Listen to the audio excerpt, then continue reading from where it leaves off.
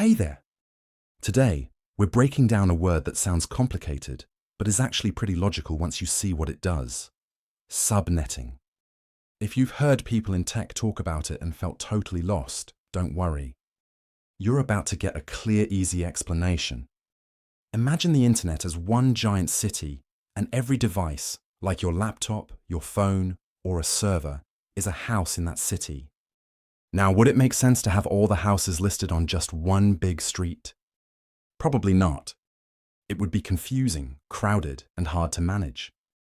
That's where subnetting comes in. It's like dividing the city into neighborhoods, streets, and blocks. Subnetting helps organize all those devices into smaller, easier to manage groups. In simple terms, subnetting is just a way of splitting a big network into smaller pieces. These pieces, called subnets, let devices talk to each other more efficiently. It also helps keep data flowing where it needs to go without clogging up the whole system. Just like you wouldn't send neighborhood flyers to the entire city, subnetting helps direct digital traffic only where it needs to be.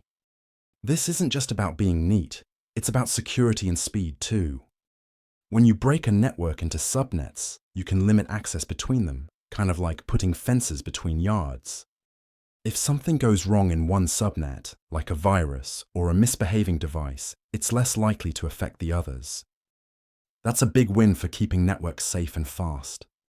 Whether you're managing a school's computer lab, setting up Wi-Fi in an office, or just learning the ropes of networking, understanding subnetting helps you think more clearly about how data travels. You don't need to be a math wizard to get the concept. You just need to know it's all about dividing and organizing the digital world. Give us a like and hit subscribe for more cybersecurity tips. Catch you next time.